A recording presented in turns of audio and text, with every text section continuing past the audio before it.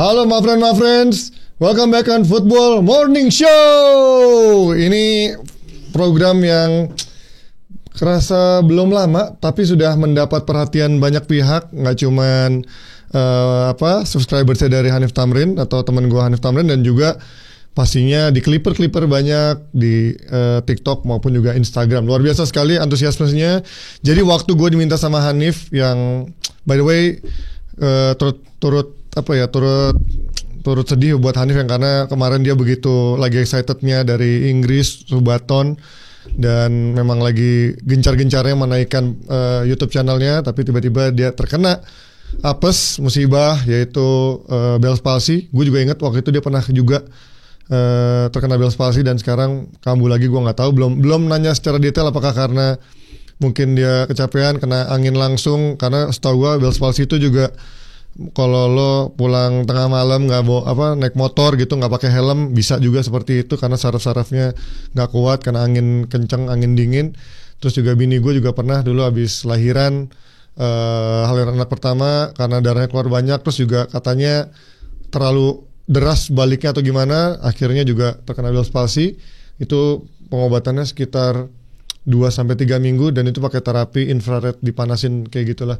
Nah, Hanif mungkin kalau nggak salah gue dengar tadi menjalani akupuntur. Semoga cepat sembuh buat Hanif, get well soon, come back stronger pastinya buat para my friends yang menunggu di Football Morning Show. Dan memang nggak gampang karena program seperti ini ibaratnya kayak menggantikan Mata Najwa, bukan Najwanya yang siaran, atau mungkin ILC tapi bukan Karni Ilyasnya, ataupun mungkin ya kalau di teman kita juga yang lain ada Koci dengan Just Talk-nya tiba-tiba diganti orang lain. Menurut gue bukanlah sesuatu yang mudah untuk bisa membawakan program yang memang sudah menjadi trademarknya orang itu. Dan apalagi ini Hanif baru membangun dan langsung booming.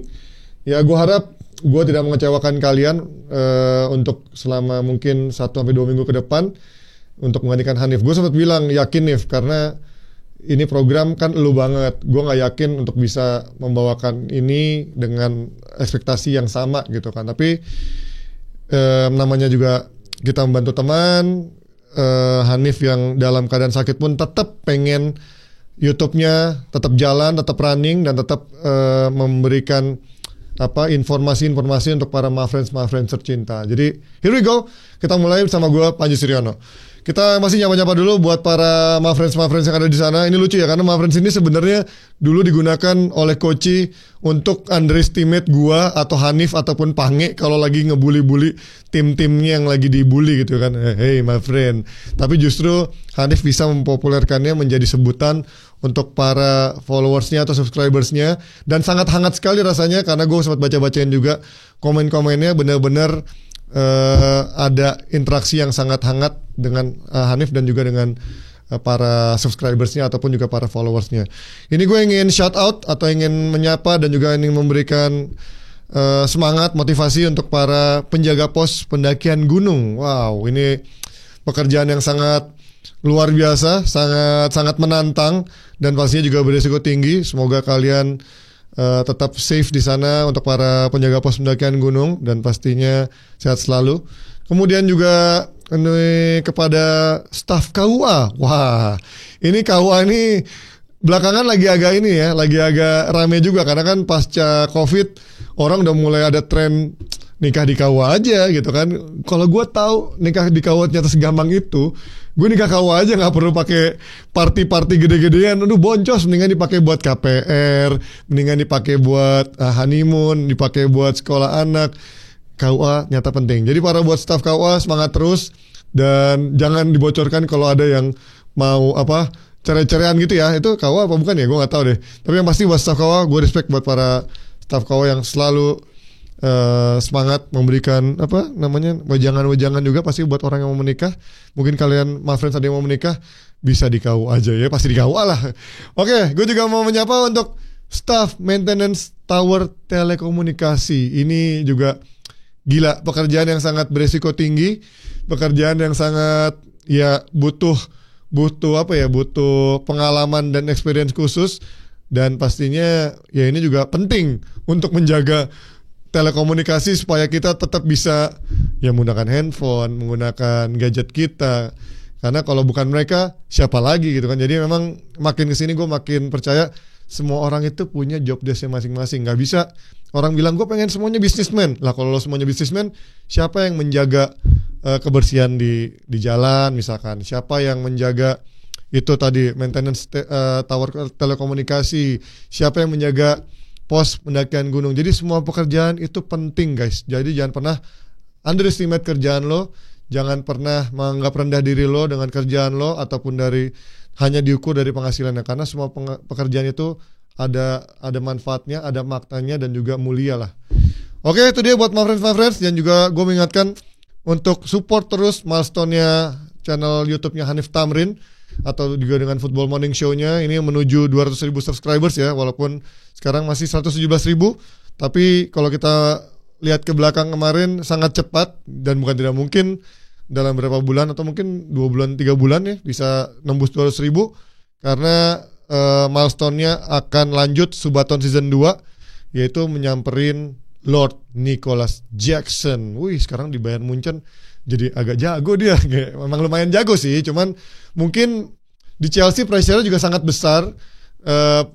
Pemberitaannya juga sangat luar biasa, apalagi kan di Chelsea dia main strikernya. Sekarang ada Harry Kane berbagi tugas, kayaknya bebannya agak ringan gitu ya. Dia bisa berbahu-membahu dengan Harry Kane, dan kalau tembus 200.000 Subathonnya, bukan nggak mungkin ntar Hanif langsung nyamperin interview sama Nicholas Jackson. Kemarin kan udah sama Ekitike, sama siapa lagi kemarin ya? Oh, ada Julian Timber juga. Jadi siapa?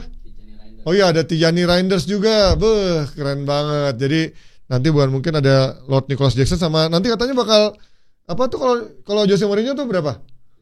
500.000 subscribers ada Jose Mourinho ya. Jadi terus kalian support programnya Hanif Tamrin dengan Football Morning Show-nya dan dengan subscribers di YouTube-nya Hanif Tamrin. Oke, kita akan mulai karena sekarang sudah memasuki lagi liga-liga Eropa sudah digulirkan setelah kemarin jeda FIFA, dan mungkin yang kemarin masih merasa apa ya, hatinya masih merasa gundah, ada yang ganjil dengan jeda FIFA kemarin atau dari FIFA Matchday kemarin, move on. Kita sekarang sudah ada Liga Eropa. Kita akan melihat dari hasil pertama yang pastinya sudah ditunggu-tunggu adalah Liverpool versus Manchester United. Ini laga yang mungkin orang pikir seperti David dan Goliath, walaupun dalam beberapa pertandingan sebelumnya memang tidak pernah mudah buat Liverpool dalam 2 pertandingan terakhir, termasuk di FA Cup, terus juga di Liga kemarin, hasil imbang dan juga hasil kalah itu membuat sebenarnya MU bukan yang praktis akan inferior sekali lawan Liverpool. Dan ternyata di pertandingan ini mungkin pasca jeda FIFA setelah 3 kekalahan beruntun, Liverpool akan fight back, akan kembali menggigit dengan motivasi bermain di Anfield dan juga 3 kekalahan beruntunnya. Ternyata jauh dari harapan mungkin membuat para fans Liverpool ya. Lagi-lagi yang gue lihat adalah transisi bertahannya dan juga bagaimana recklessnya dari pertahanan atau organisasi defense-nya dari Liverpool. Ini yang mungkin sering gue bahas juga sama Hanif maupun juga sama Koci di beberapa program lain. Tapi dalam Football Morning Show ini gue akan bahas sedikit dalam terjadinya gol demi golnya, termasuk dari gol pertama untuk MU, di mana kita lihat ini dari situasi duel di tengah yang membuat ada insiden yang diperdebatkan oleh para pemain Liverpool, yaitu duel udara antara Van Dijk dengan Mbeumo yang ternyata di tengah-tengahnya ada seorang Alexis McAllister di sana, dan itu membuat bola akhirnya bisa dikuasai oleh pemain MU dan play on. Ternyata setelah kita lihat juga memang sikut dari Van Dijk mengenai McAllister, tidak ada terkena kontak dengan Mbeumo dengan McAllister. Jadi memang wasit melanjutkan permainan, dan tadi kita lihat pada skema di mana bola dari sisi kanan sayap Manchester United atau sisi kiri yang dijaga oleh Milos Kerkez dalam Amad Diallo dengan santainya menyontek atau memberikan passing santai kepada Bryan Mbeumo. Ini yang memang jarang terjadi ya kalau dilihat ya. Ini kita lihat, ini memang jarang terjadi chemistry antara Mbeumo dan juga Amad Diallo, tapi di awal babak pertama ini terlihat sangat smooth sekali. Dan Mbeumo yang kita tahu memiliki kaki kiri sebagai kaki terkuatnya justru bisa juga dengan tenang, dengan composure yang nyaman, memberikan sontekan dengan kaki kanannya bisa menembus pertahanan gawang dari Mamardashvili. Ini ya mungkin ya kalau Alisson mungkin fans Liverpool akan bilang ya mungkin akan beda ceritanya, tapi ya Mamardashvili juga tidak tampil buruk, tidak blunder juga. Itu berdasarkan dari kesalahan pertahanan dari Liverpool yang memang menurut gue terlalu mudah.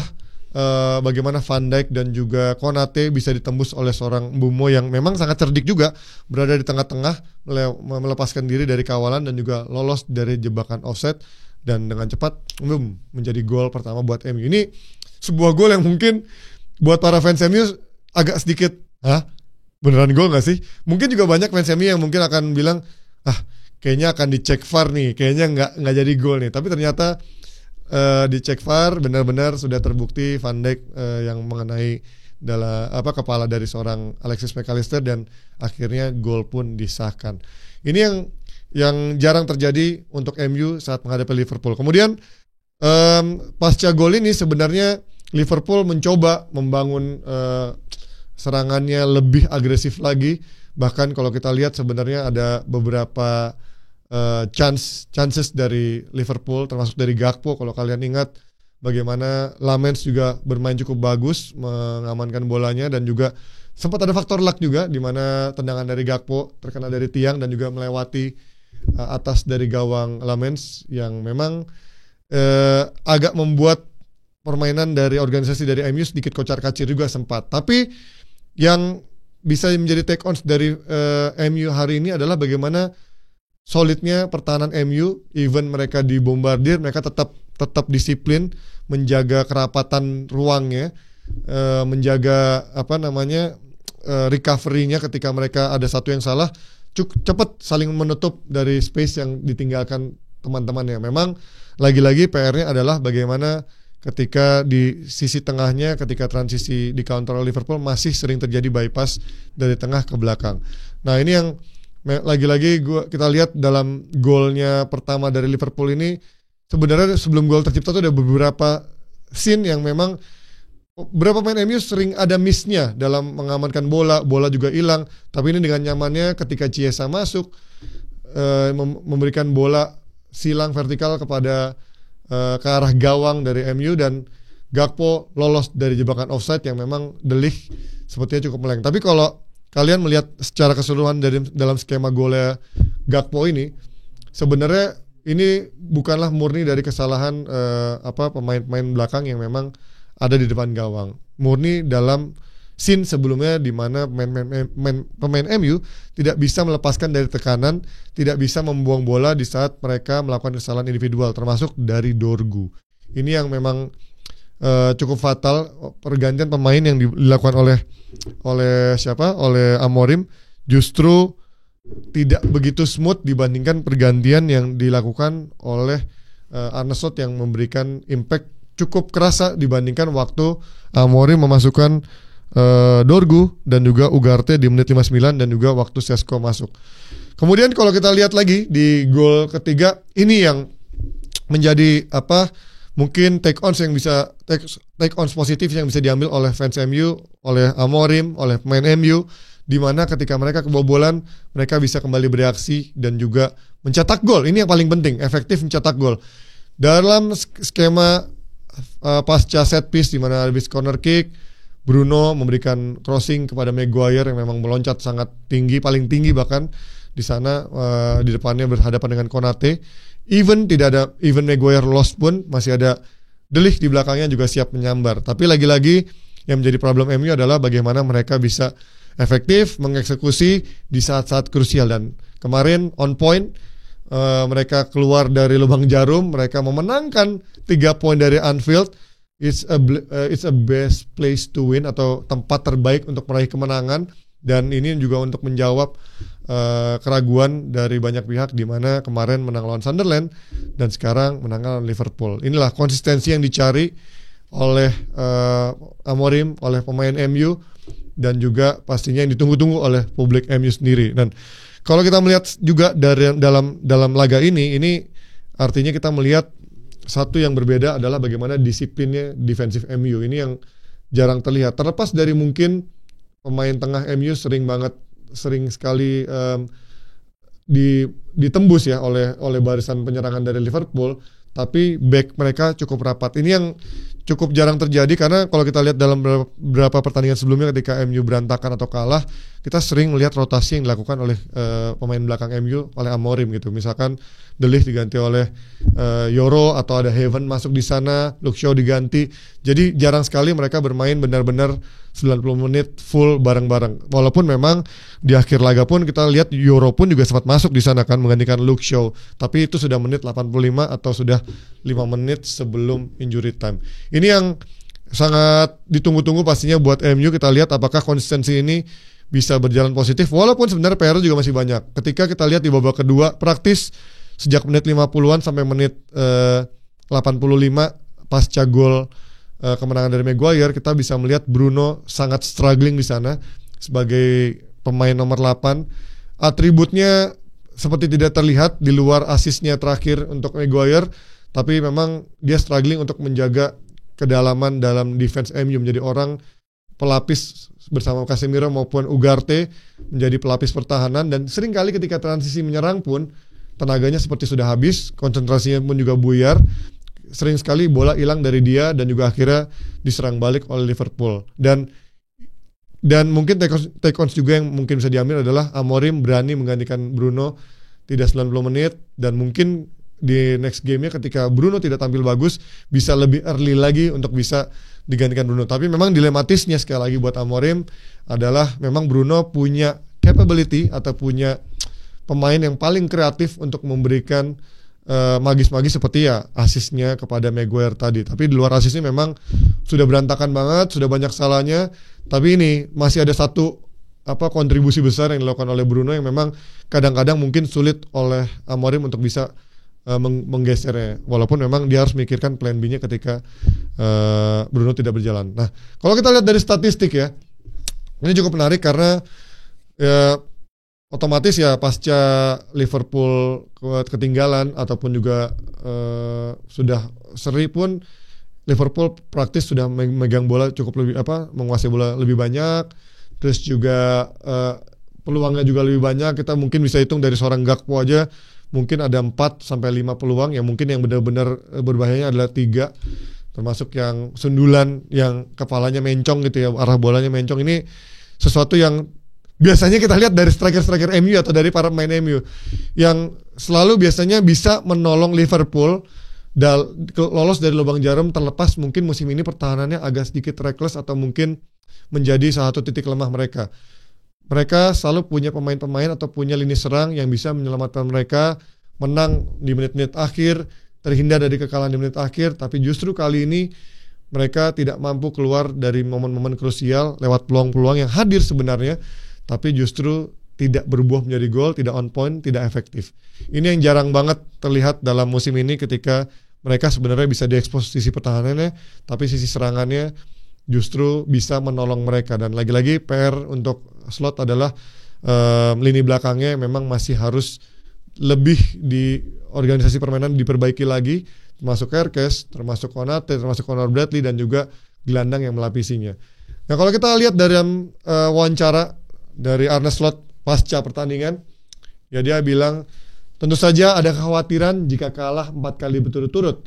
Kita harus khawatir karena kita tahu bagaimana sepak bola bekerja. Jika kita bisa terus tampil seperti ini, kita akan punya peluang bagus untuk menang, tapi kita tidak pernah tahu apakah di pertandingan berikutnya kita bisa menciptakan 8, 9, 10 peluang dari open play. Ada banyak hal yang perlu dibenahi untuk pertandingan mendatang. Itu karena Arne Slot ya. Jadi memang sepertinya dia belum terlalu worry karena mungkin dalam wawancaranya ini dia melihat timnya masih bisa menciptakan peluang cukup banyak gitu untuk bisa memenangkan pertandingan. Tapi memang ketika peluang itu tidak menjadi gol, itulah yang menjadi masalah seperti yang gue bilang tadi. Walaupun pertahanannya bisa diekspos, tapi selama ini Liverpool bisa lolos dari kekalahan atau lolos dari hasil buruk karena lini serangnya atau peluang-peluang yang tercipta oleh lini serangnya bisa berbuah menjadi gol even di menit-menit akhir. Nah, lawan MU itu tidak terjadi, dan ini di Anfield. Memang ini pukulan telak buat Liverpool. Kita lihat apakah secara mentalitas, secara moral akan mempengaruhi atau justru mereka bisa fight back di pertandingan selanjutnya. Sementara untuk kemenangan ini buat Amorim, Amorim memberikan statement. Ya ini kita lihat, bisa kita lihat statementnya di beberapa momen krusial. Kami sedikit beruntung sih, seperti yang tadi gue bilang, faktor luck ini juga sedikit menghiasi MU, bukan sedikit ya, cukup banyak menghiasi MU pertandingan ini, terlepas dari mereka juga bermain cukup solid ya. Kami berjuang keras untuk setiap bola, kami sedikit kehilangan ketenangan di babak kedua, namun yang terpenting adalah semangat juang yang ada. Itulah awal dari segalanya. Terkadang kita lebih banyak bermain dengan bola, dan di hari lain kita bermain tanpa bola. Tapi jika kita memiliki semangat juang, kita bisa memenangkan pertandingan apapun. Ini yang memang sesuai dengan yang gue bahas dari awal sampai sebelum preskon tadi. Memang MU di babak kedua kehilangan ketenangannya, Liverpool bisa menguasai. Tapi lagi-lagi ini yang jarang terlihat dalam situasi panik, situasi mentalitasnya. Tadi mungkin sudah dipegang oleh Liverpool lewat gol penyama kedudukan, dan kita lihat bagaimana mental Liverpool sangat naik bermain di depan publiknya sendiri, tapi justru MU bisa mengunci kemenangan lewat golnya Maguire. Nah, kita juga akan lihat statement dari Virgil van Dijk, kapten dari Liverpool. Kami kebobolan gol kedua yang sangat ceroboh. Kami bekerja sangat keras untuk kembali ke permainan dan menciptakan peluang untuk mencetak gol kemenangan. Secara keseluruhan, jika Anda melihat pertandingan, kami terlalu terburu-buru, terkadang membuat keputusan yang salah, dan ada juga momen di mana kami bermain terbuka dan kehilangan bola. Hari yang mengecewakan. Ya pastinya, karena ini yang kita lihat Van Dijk yang memang musim ini bisa dibilang cukup sering menggendong juga timnya atau defense-nya. Kali ini dia cukup struggling juga karena dia harus mengcover beberapa kali Kerkes yang bisa diekspos dari sisi kanan, dan juga organisasi atau chemistry dia dengan Konate musim ini menurut gue tidak berjalan sebaik musim lalu. Artinya ini yang perlu mungkin evaluasi untuk pairing to center house-nya Liverpool dan juga Arne Slot, bahwa pertahanannya tidak boleh terus-terusan seperti ini. Terlepas dari bukan individualnya saja, tapi bagaimana organisasi pertahanannya memang menjadi masalah buat Liverpool. Sementara untuk pahlawan kemenangan MU, yaitu ada Harry Maguire. Ini mungkin sudah lama kita tidak melihat Maguire mencetak gol seperti ini, ataupun juga even pemain MU yang lain mencetak gol, back-back MU yang mencetak gol dalam skema set piece atau sundulan-sundulannya. Dan kali ini Maguire menjadi gol pertamanya musim ini di Premier League. Dan ini statementnya, sudah sangat lama kami tidak datang ke sini, ke Anfield, dan bawa pulang 3 poin. Mungkin akan ada anggapan itu hanya 3 poin, tapi tidak. Kemenangan ini tidak sekedar 3 poin, dan gol kemenangan itu akan dikenang untuk waktu yang lama. Dan gol kemenangan yang dicetak di Anfield selalu spesial, dan orang-orang tentu akan mengenangnya. Ya, ini benar sekali kata-kata seperti ini, karena ya rivalitas MU dan Liverpool memang sudah sangat lama kan. Terlepas mungkin dalam beberapa tahun terakhir MU sudah lagi tidak menjadi title contender, tapi kemenangan di Anfield itu adalah kemenangan yang sangat susah diraih oleh tim manapun, apalagi di Inggris ya. Kalau kita ngomongin di Liga Champions gitu ya, mungkin beda ceritanya karena different cake, different situation. Nah, tapi kalau untuk di Premier League nggak banyak tim, walaupun nggak semua tim besar yang bisa ngalahin Liverpool di Anfield, tapi kali ini buat MU pasti secara rivalitas terasa sangat spesial. Apalagi ini juga menjawab keraguan dalam konsistensi MU yang orang mungkin bilang menangnya cuma bisa lawan Sunderland, lawan tim-tim yang mendapatkan kartu merah, lawan tim-tim yang baru promosi dari degradasi, dan sekarang lawan Liverpool yang memang sebenarnya juga lagi tidak baik-baik saja, tapi Liverpool is still Liverpool, masih title contender, dan pasti ini adalah kemenangan spesial buat Manchester United. Oke, kita lanjut dari Liverpool dan MU karena ini bukan MU TV, kita ada di Football Morning Show. Jadi kita akan bahas pertandingan-pertandingan lain yang tidak kalah seru, yaitu dari Arsenal. Nyata capek ya ngomong sendiri monolog. It's been a while buat gue ngomong sendiri monolog, itu mungkin zaman gue siaran di TV waktu di net, itu pun juga gak selama ini ya. Oke, kita akan lanjut ke Arsenal. Arsenal kembali meraih kemenangan lewat set piece, dan ini sangat krusial, sempat membawa mereka ke puncak klasemen. Sekarang masih puncak klasemen kan, karena belum ada yang menggusur, jadi memang ini membawa mereka ke puncak klasemen. Ini yang dibutuhkan oleh Arsenal, terlepas dari memang banyak PR, banyak evaluasi yang harus dicermati oleh Arteta untuk bisa menuntaskan dahaganya, menjawab keraguan, memenangkan trofi pertamanya Premier League ya, bukan trofi lain, karena trofi lain yang domestik Arteta sudah pernah memenangkan, tapi untuk trofi major yang Premier League ini adalah yang mungkin musim ini menjadi musim yang paling tunggu-tunggu oleh Arteta, oleh fans Arsenal maupun oleh manajemen dari Arsenal sendiri. Dan Arsenal nyetak gol ke-14 lewat set piece. Ini lebih banyak 5 gol dibandingkan Aston Villa yang berada di urutan kedua dengan 9 gol by set piece. Emang kalau kita tahu skema set piece-nya Arsenal ini emang bikin cemas dari tim-tim lawan yang menghadapinya ya. Karena sepertinya sudah terbaca, sudah terlihat polanya, tapi selalu mereka punya cara untuk bisa lolos dari kawalan, lolos dari pertahanan dan bisa mencetak gol. Dan ini menjadi kunci atau salah satu kekuatan dari Arsenal yang memang juga dilatih.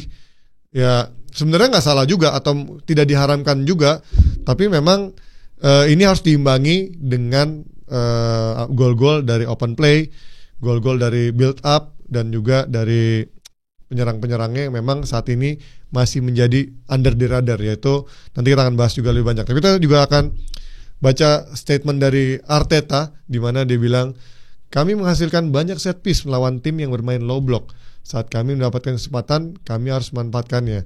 Hari ini gol kami datang via set piece. Tentu kami senang. Nah, ini Arteta ya. Gue jarang Arteta membaca atau melihat statement dari Arteta yang menjatuhkan timnya sendiri, menjelekkan pemainnya sendiri, atau membuat moral dari timnya sendiri untuk down. Dia selalu memberikan trying to be menaikkan moralnya, memberikan lip service yang bagus untuk timnya. Dan memang gue setuju dalam hal ini, memang untuk menghadapi tim-tim yang bermain pragmatis, bermain agak rapat dalam bertahan dan mengadakan counter attack, memang tidak mudah gitu. Dan lagi-lagi Arsenal bisa keluar dalam situasi sulit lewat set piece-nya yang mungkin tim lain juga sebenarnya dalam hati ngiri gitu. Kita juga harus bisa punya senjata kayak Arsenal di saat memang kita lagi buntu. Dan Arsenal sering sekali keluar dari lubang jarum dan akhirnya menangkan lewat set piece. Dan sebenarnya kalau kita lihat ada beberapa peluang besar dari Arsenal dan juga ada gol yang dianulir lewat Calafiori di awal-awal itu,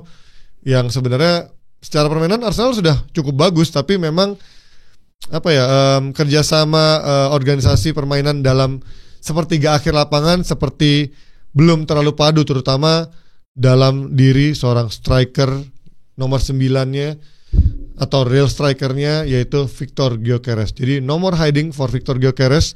Ini yang menjadi sorotan karena Gyökeres yang di awal-awal dibilang lebih banyak betulin rambutnya daripada jumlah golnya, tapi sempat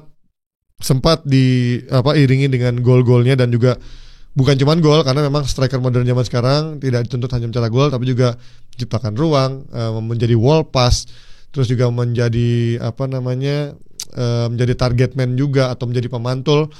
Ini sempat sudah memberikan harapan positif untuk fans Arsenal, tapi pada akhirnya striker akan, apalagi tipikal Gyökeres ya, bukan tipikal kayak second striker kayak kita let's say Firmino atau mungkin di MU ada Zirkzee gitu ya. Memang karakternya lebih second striker, menjadi pembuka ruang. Nah, Gyökeres lebih kepada real striker yang ditunggu adalah pundi-pundi golnya.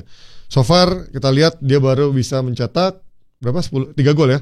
3 gol dan dalam 8 pertandingan ini dia hanya 2 kali bermain tidak full time. Artinya 6 pertandingan dia bermain 90 menit dengan total durasinya ini cukup banyak ya menit bermainnya. 668 menit bermain dan baru mencetak 3 gol dan tanpa assist. Of course ini pasti menjadi concern buat Arteta dan juga fans Arsenal sendiri, karena pundi-pundi gol dari Gyökeres ini sangat ditunggu. Dan kita fans Arsenal pastinya tidak bisa hanya terpaku kepada bagaimana Bukayo Saka, yang kita lihat bagaimana dia selalu menjadi pemain yang berusaha mati-matian untuk membuka ruang, berusaha mencetak gol, dan belakangan kita lihat bagaimana distribusi gol ini seperti bergantian dengan Martinelli menjadi super sub, Trossard juga berapa kali bisa mencetak gol, tapi belum ada benar-benar pemain yang bisa konsisten mencetak gol week by week. Karena biasanya tim yang menjadi juara biasanya memiliki minimal satu pemain yang konsisten mencetak gol week by week, terlepas dari mungkin distribusi golnya merata atau cukup banyak, dan juga bisa dibilang lebih mengandalkan teamwork gitu ya, bukan hanya mengandalkan one man show seperti misalkan Haaland di City. Tapi ya lagi-lagi ketika tidak ada pemain yang konsisten cetak gol, ini akan menjadi PR besar buat seorang Gyökeres maupun juga Arteta ke depannya. Nah, ini kita akan lihat dari tayangan grafis yang ada bagaimana Gyökeres juga sebenarnya punya beberapa peluang matang, termasuk dalam shotnya yang tepat mengarah dari umpan Saka ke Gyökeres ya. Ini kita lihat bagaimana umpan Saka ke Gyökeres. Sebenarnya dalam positioningnya Gyökeres ini sering sekali sebenarnya sudah dalam posisi tepat, tapi dalam mengeksekusinya seperti agak ragu atau mungkin masih bisa dihadang oleh kiper. I don't know why, mungkin masalah percaya diri, karena Gyökeres kita tahu di Sporting bisa mencetak 30 gol, 40 gol dalam semusim. Di Arsenal terlihat dari sisi powernya belum terlihat terlalu powernya secara tendangannya, kemudian dalam sisi akurasinya belum terlihat sangat akurat dari sisi tendangan untuk menjeploskan bola ke dalam gawang. Jadi ini akan masih menjadi PR buat Gyökeres. Tapi memang ini belum akan terlalu menjadi pressure di saat Arsenal masih bisa mendapatkan 3 poin. Ini akan menjadi pressure menjadi lebih besar ketika Arsenal dalam keadaan sulit, misalkan beberapa pertandingan beruntun tidak meraih kemenangan, seri-seri kalah atau kalah seri-seri. Ini akan menjadi pressure besar buat Gyökeres maupun Arteta untuk melakukan perubahan atau stick with Gyökeres dengan skemanya. Karena kan ini yang selalu menjadi perdebatan buat Arteta dengan real strikernya. Apakah cocok gaya main Arteta yang memang cukup fluid dengan penyerang-penyerang, 3 penyerangnya, tiba-tiba ada real striker yang memang diharapkan lebih ada sering jadi fox in the box. Tapi ya itu, satu sisi pergerakannya tidak sefluid ketika dia bukanlah posisi striker murni gitu. Ini yang menjadi perdebatan, dan menurut gue pertaruhannya adalah ya ini bersama Gyökeres. Karena kan Arteta mungkin 2 tahun terakhir dibilang beli striker dong, world class striker. Dia tetap keras kepala dengan striker yang ada dari zaman Nketiah, dari zaman Gabriel Jesus, sampai Havertz, sampai Merino di-convert menjadi striker dadakan. Nah, ketika dia menjadi striker, mendapatkan striker seperti Gyökeres, rasanya ini menjadi pertaruhan buat Arteta. Kali ini dia harus bisa melakukannya dan sekaligus mengejar ambisinya meraih Premier League. Tapi we'll see, apakah Gyökeres menjadi orang yang tepat untuk menjawab harapan itu, atau mungkin Arteta nyata salah beli orang, salah beli striker. Mungkin skemanya tepat untuk real striker, tapi orangnya aja yang belum tepat. Kita akan lihat ke depannya Gyökeres bisa menjawab tantangan itu atau tidak. Kemudian memang kita lihat dengan skema yang baru ini, kita lihat ada beberapa pemain baru juga kan, seperti Madueke walaupun cedera, kemudian juga ada Eze, kemudian ada Saka, kemudian ada Martinelli. Gyökeres tuh masih sering sekali membaca pergerakan. Mungkin kalau kalian pernah mendengar interviewnya Thierry Henry, di mana kalian bukan serta-merta menjadi pemain yang menunggu striker yang menunggu supply striker di depan gawang, nunggu dioper gitu, dimanjakan oleh operan-operan atau crossing-crossing. Enggak, kalau kata Thierry Henry, dia juga harus belajar melihat karakter rekan timnya. Seperti dia melihat Robert Pire, melihat Dennis Bergkamp, melihat Freddie Ljungberg, bagaimana karakternya saat berlari, memberikan passing, membuka ruang. Sebagai striker yang bagus, sebagai striker yang top, itu juga harus menyesuaikan inline dengan rekan timnya. Mungkin Gyökeres masih butuh waktu, atau mungkin ya pemain-pemain lainnya juga masih belum bisa membaca atau memahami pergerakan dari Gyökeres, seperti mungkin Gyökeres sudah begitu nyaman bermain di Sporting ya, atau mungkin Premier League yang juga memberikan tekanan yang lebih berat dibandingkan liga yang pernah dijalani oleh Gyökeres. Oke, kita lihat dari take on positif juga, tapi dari Gyökeres yang dilihat adalah heat maps-nya nih ya. Heat maps-nya Gyökeres sebenarnya sudah sering terlihat ada di kotak penalti. Ini yang memang diharapkan oleh striker, lebih sering ada di kotak penalti, termasuk yang kita lihat di warna pink banget itu, dekat sekali dengan gawang, yang menjadi salah satu peluang dia juga ke arah gawang Fulham tadi, Ben Leno ya tadi, walaupun masih bisa ditepis oleh Ben Leno.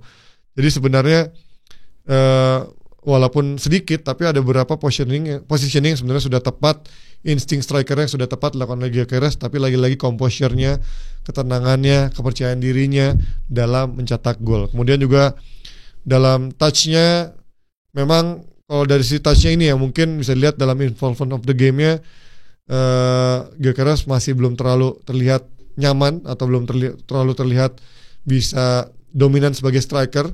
Dia 12 kali sukses atau sentuhannya sukses dan 8 kali unsuccessful atau tidak sukses menyentuh bola atau lepas atau hilang bola.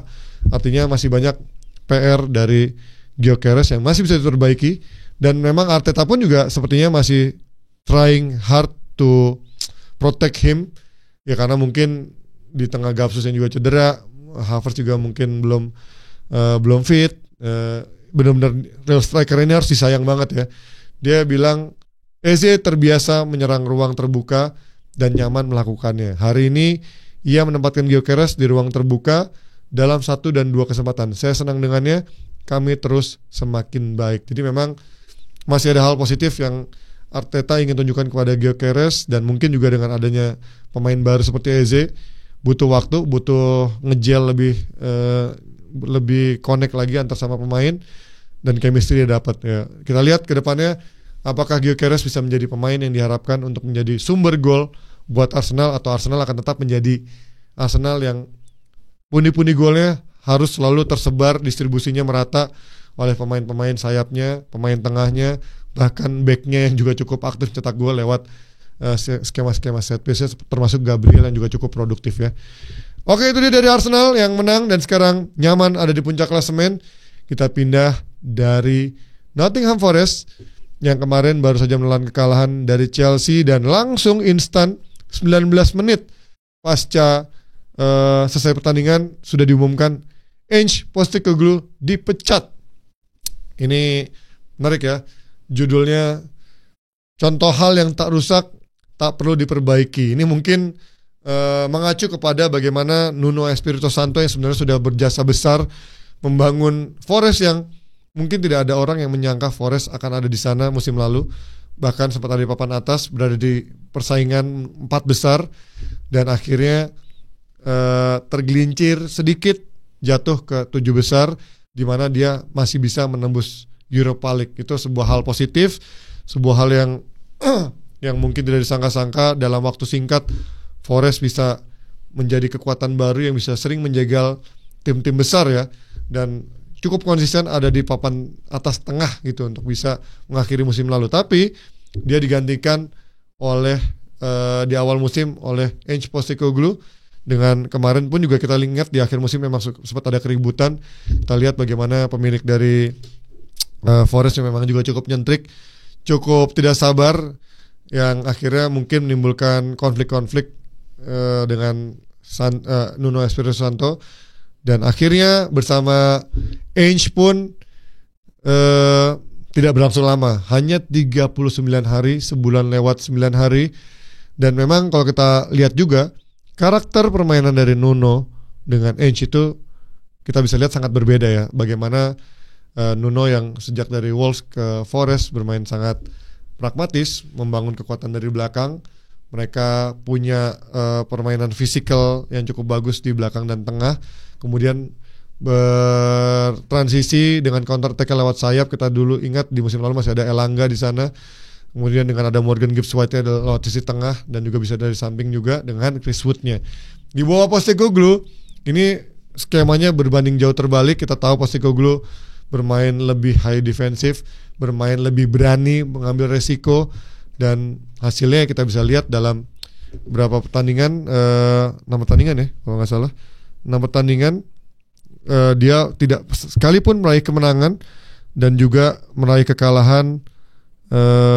Nih kita lihat nih, sejak 9 September dia main 5 kali di Premier League, kalahnya 4 kali, 1 kali seri, kebobolan 10, ngegolinnya cuma 1. Ini benar-benar menunjukkan sangat rapuhnya pertahanan Forest saat dipegang oleh Ange Postecoglou. Sementara waktu sebelum dipegang Postecoglou 2 pertandingan awal musim itu 3 pertandingan awal musim mereka kebobolan 5, sementara ngegolin 4 dalam 3 pertandingan di bawah Nuno Espirito Santo sebelum dipecat.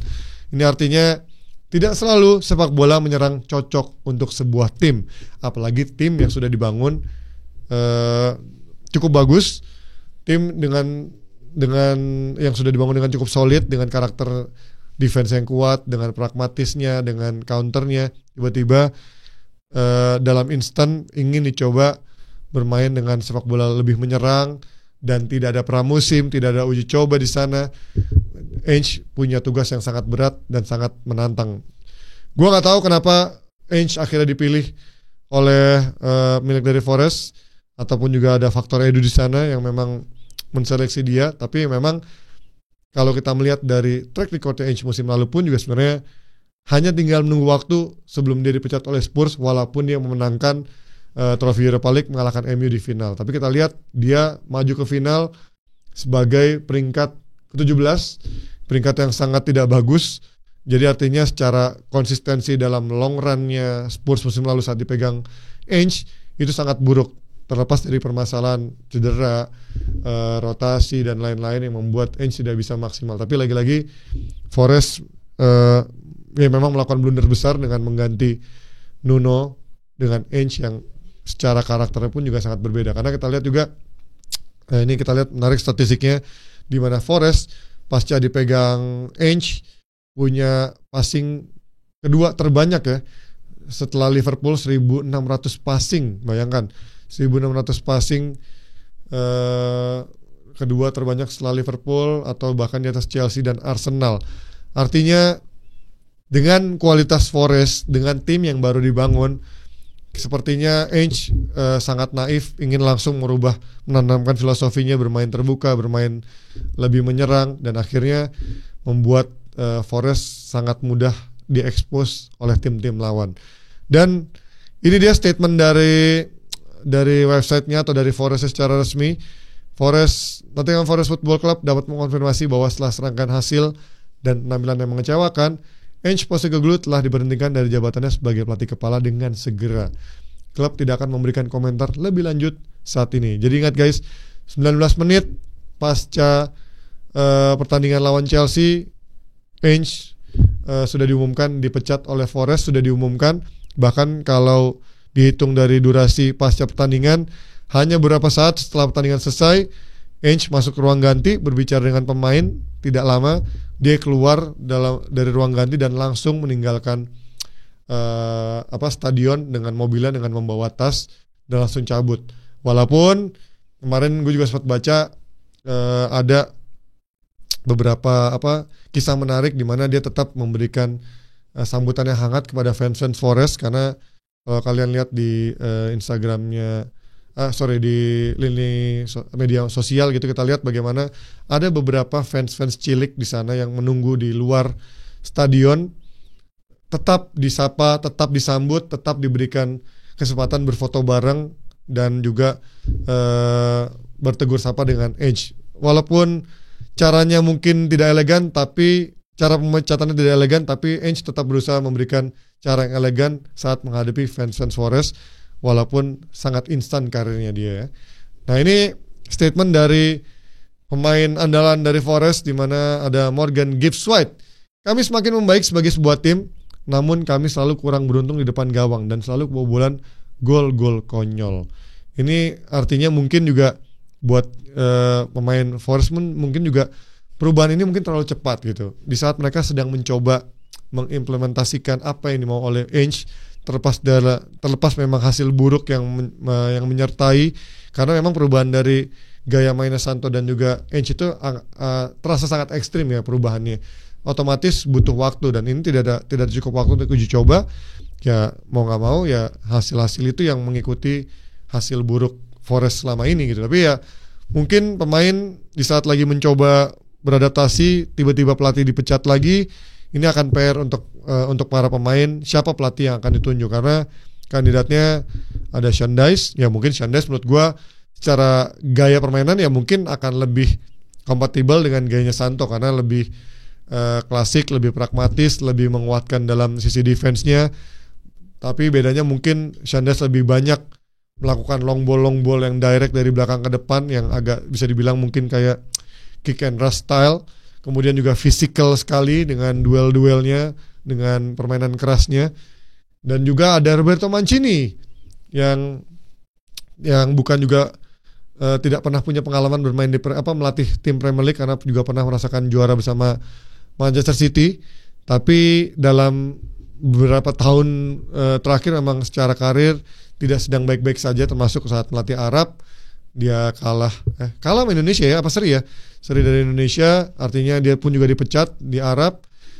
Ya ini adalah pelatih yang tidak begitu ideal ya, di saat mereka kemarin sudah punya pelatih yang bisa membangun dengan keterbatasannya, dengan kualitas yang mungkin harus terus dipupuk kematangannya, tapi tiba-tiba pelatih yang harus silih berganti, dan ini kita lihat apakah pemain akan struggling atau tidak, tergantung bagaimana manajemen Forest menentukan pelatih yang tepat.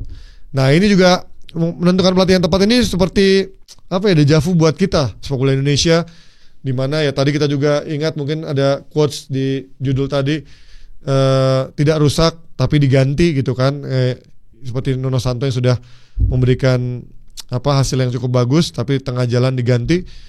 Dan sekarang lagi-lagi ada pergantian pelatih, dan ini yang menarik, ada nama-nama santer yang beredar sebagai calon pelatih timnas Indonesia, karena FIFA Matchday sudah dekat di bulan November. Ada Jesus Casas yang merupakan mantan pelatih Irak, kemudian ada Timur Kapadze yang merupakan mantan pelatih Uzbekistan yang digantikan oleh asistennya Fabio Cannavaro, walaupun sudah meloloskan ke Piala Dunia untuk pertama kalinya. Kemudian menarik ada Bojan Hodak yang memang juga meraih sambutan hangat atau mungkin dukungan hangat juga dari pecinta sepak bola tanah air, yang memang juga sudah meraih sukses di sekarang sebutannya Super League ya, bukan League Ang lagi tapi Super League. Kemudian ada ini Bernardo Tavares ya, Bernardo Tavares yang memang kita tahu punya karakter meledak-ledak, bahkan dia rela membagi gajinya atau memang tetap bekerja maksimal walaupun sempat ada masalah dengan penggajian dari manajemennya, dan sebelum akhirnya kemarin dia juga berpisah dengan klubnya. Dan kemudian ada Mauricio Souza dari Persija. Kemudian ada yang menarik terakhir yang sempat ramai dalam 2 hari terakhir adalah Louis van Gaal atau Louis van Gaal, gue gak tahu cara bacanya, Louis van Gaal, dimana kita ingat 2 hari terakhir akan ada konversi besar dari Louis van Gaal. Itu berita itu langsung dikait-kaitkan apakah ada hubungan dengan Indonesia, karena memang dari yang gue dengar dulu sebelum zamannya Patrick Kluivert datang ke Indonesia itu sempat ada isu Indonesia atau dari PSSI mencoba menghubungi Van Gaal, either itu mencoba menawari posisi ke Van Gaal atau meminta rekomendasi dari Van Gaal. Nah sekarang gue nggak tahu itu benar apa enggak, dan sekarang lagi-lagi nama Louis van Gaal muncul dan lagi-lagi dikaitkan dengan timnas Indonesia. Gue nggak tahu benar atau enggak. Kita lihat aja apakah pressconnya berhubungan dengan Indonesia, karena memang direktur kita kan, dirtek kita masih dari Belanda.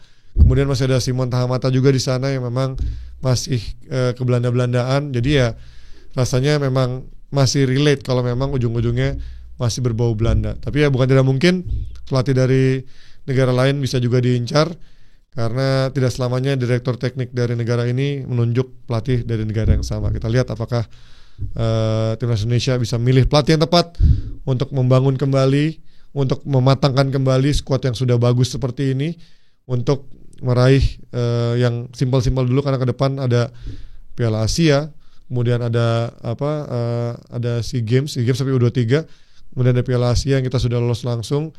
Kemudian nanti menuju 4 tahun ke depan juga bukan tidak mungkin memang target awalnya yaitu Piala Dunia 2030.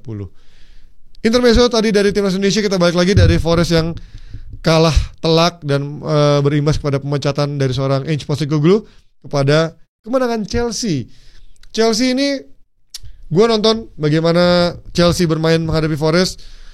Banyak sekali individual error yang dilakukan oleh pemain Chelsea, terutama dari pemain belakang dan juga lini tengah, yang beruntungnya tidak dipunish atau tidak dihukum oleh para pemain Forest. Kita lihat beberapa di babak pertama, beberapa peluang matang dari Morgan Gibbs White, kemudian oleh strikernya yang si Awoniyi, kemudian dari Elliot Anderson, itu tidak bisa memberikan hukuman atas kesalahan Chelsea dari blundernya, salah passing, kemudian direbut, bola hilang, Lavia, kemudian ada Chalobah, even Achiampong pun juga sempat melakukan kesalahan, tapi tidak mampu dipunish oleh Forest. Dan sepertinya halftime atau turun minum dan juga instruksi dari Maresca langsung mengubah semuanya, karena begitu babak keduanya wajah Chelsea seperti berubah total. Mereka bisa menciptakan gol cepat, kemudian dengan adanya triple sub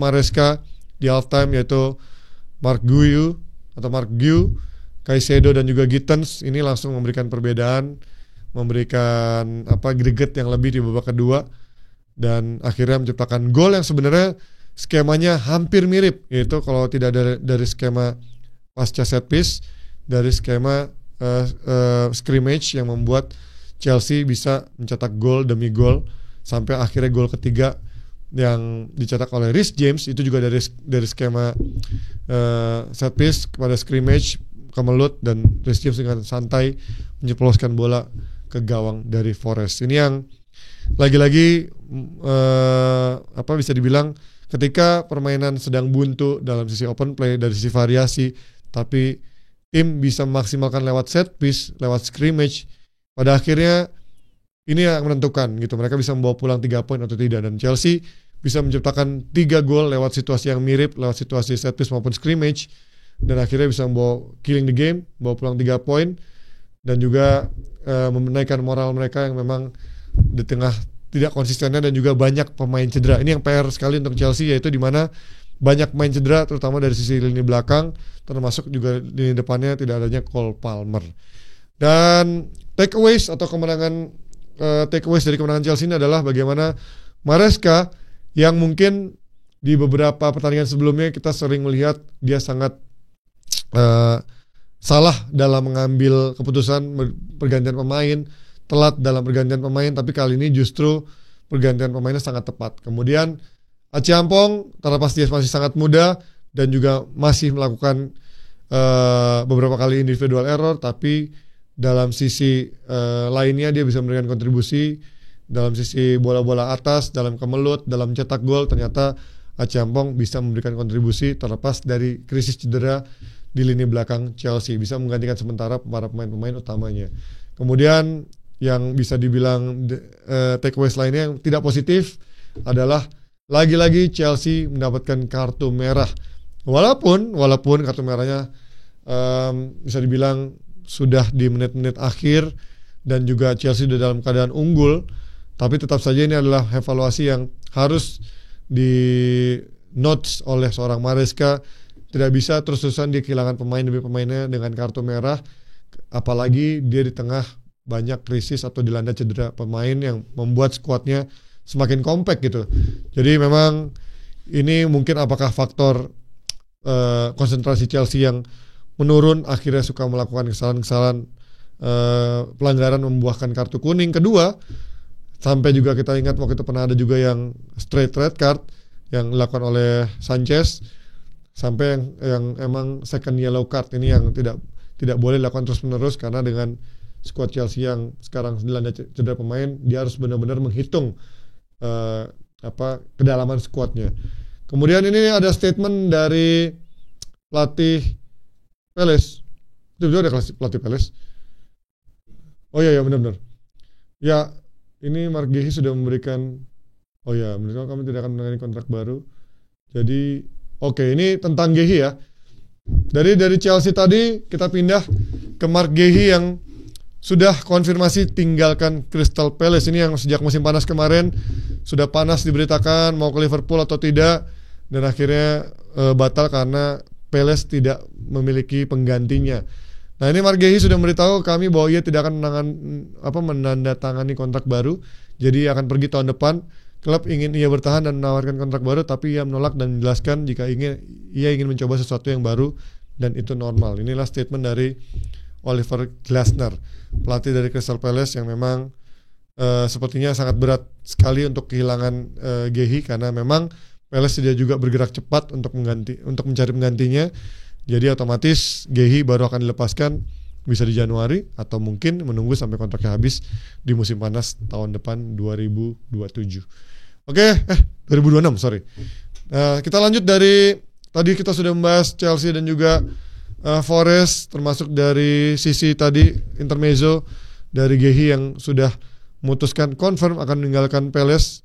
Ini juga ada perseteruan panas dari Mateta dan juga Zaha.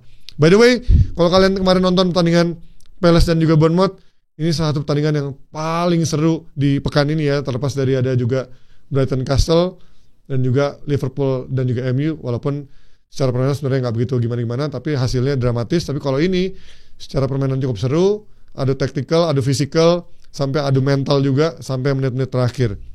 Karena skornya 3-3 dan juga di sini seorang Mateta mencetak hat-trick. Mateta mencetak hat-trick untuk Palace dan juga kemarin baru saja mencetak gol juga untuk timnas Prancis. Ini jadi ada banter-banteran antara Mateta dengan Wilfried Zaha, mantan pemain Crystal Palace yang juga menjadi ikonnya Palace di masa lalu ya. Ini Mateta punya statement saat di awal saya gabung ke Palace dan belum bermain, saya mengatakan tentang mimpi saya membela timnas Prancis. Zaha dan para pemain lain menertawakan saya. Nah, ini statement seperti ini mungkin disambut oleh reaktif oleh seorang Zaha yang mungkin merasa dia bercanda, tapi lagi-lagi bercandaan orang itu berbeda-beda. Respon orang yang dibercandain pun juga bisa berbeda-beda. Mungkin Mateta saat itu merasa di underestimate atau merasa dibully, sementara Zaha merasa dia hanya dalam posisi sedang bercanda. Zaha bilang, saya mencoba menghubungi Mateta tentang pernyataannya, tapi ia tidak menjawab. Saya tidak pernah membuli orang lain atau mengatakan seseorang tidak akan sukses. Sangat menjijikan ketika orang yang saya anggap teman melakukan itu. Pembicaraan yang kami lakukan saat itu dengan 10 pemain lain adalah peluang ia cukup berat menembus timnas Prancis, terutama dengan nama-nama besar seperti Benzema. Tak pernah kami katakan dia tidak akan pernah berhasil. Itu ya bantahan dari seorang Wilfried Zaha yang merupakan mantan ikon dari Crystal Palace ya. Memang sejujurnya gue sebagai orang di luar ini, sebagai orang yang netral itu melihat Mateta cukup surprise ya, bagaimana tidak pernah membayangkan seorang Mateta bisa menembus timnas Prancis dan bahkan menjadi pemain yang mencetak gol untuk timnas Prancis. Tapi memang kontribusinya, performance-nya dalam 2 tahun terakhir untuk Palace memang sangat luar biasa, sangat besar impact-nya. Dan di satu sisi memang timnas Prancis pun memang masih seperti mencari striker lagi setelah eranya Giroud selesai dan Benzema pun kemarin juga hanya sesaat kemudian selesai gitu kan. Sepertinya masih mencari striker, the real striker ya. Karena kalau kita ngomongin striker, di sana masih ada Mbappe yang masih akan sangat panjang karirnya, ditambah dengan winger-winger lainnya. Tapi kalau ngomongin real striker, sepertinya Mateta akan bisa menjadi kompetitor baru buat timnas Prancis ya. Kita akan lihat ini apakah memang hanya perdebatan antar teman lama atau memang mungkin baper dari seorang Mateta yang dipendam cukup lama dan dia sudah membuktikan dia menjawab underestimate itu dan akhirnya dia ngasih statement ke publik. Zaha merasa tersinggung karena kok dulu nggak ngomong gini, sekarang malah ngomong kayak gini ya. Kita tidak pernah tahu bercandaan seseorang, respon seseorang, tapi lagi-lagi lebih baik dibicarakan secara personal, bisa berakhir dengan damai, karena lagi-lagi mereka dulunya adalah teman setim. Ya itu dia dari Mateta dan juga Wilfried Zaha. Masih ada lagi? Nggak ada ya. Ini yang sekaligus menjadi akhir dalam Football Morning Show pada hari ini, menjadi perdana gue juga untuk menggantikan. Gue tahu pasti buat para mafren di sana yang menonton, yang biasanya pagi-pagi membuka hari dengan sarapan informasi dari Hanif sebelum memulai kerja, sebelum memulai kuliah, Bahkan gue dengar waktu itu Hanif sempat ada nge-share, ada yang guru sekolah mengajak murid-muridnya mendengarkan dulu informasi-informasi dari Football Morning Show dulu sebelum mereka memulai pelajaran, untuk mood booster, untuk mereka merasa fresh sebelum memulai pelajaran, karena memang kebetulan pada suka bola semua. Semoga gue sebagai pengganti kali ini, sebagai staff, bisa memberikan informasi yang cukup buat kalian, walaupun mungkin belum sesuai ekspektasi, walaupun masih banyak kekurangan. Sekali lagi gue juga mengingatkan untuk kalian bantu subscribe terus untuk bisa mengejar milestone berikutnya, yaitu 200.000 subscribers. Karena dengan 200.000 subs, Hanif akan kembali mengejar atau melanjutkan mimpinya Subaton di 200.000 subs, yaitu dengan interview Lord Nicholas Jackson. Sampai gua ngomongnya Jackson. Ingatnya Michael Jackson jadi Nicholas Jackson. Dan juga 500.000 kalau bisa terpenuhi, bisa mewawancarai seorang Jose Mourinho. Itu sangat luar biasa. Sekali lagi buat para mafren yang sudah mengikuti pada pagi hari ini Football Morning Show. Semoga hari kalian cerah hari ini. Selamat beraktivitas, selamat menjalankan rutinitas seperti biasanya. Buat yang timnya menang, bisa senyum terus. Buat yang timnya kalah, jangan lama-lama cemberutnya. Move on kalian semua. Enjoy your day and have a nice day semuanya. Saya Penjuru Suryono pamit. Sign off. Bye-bye semuanya.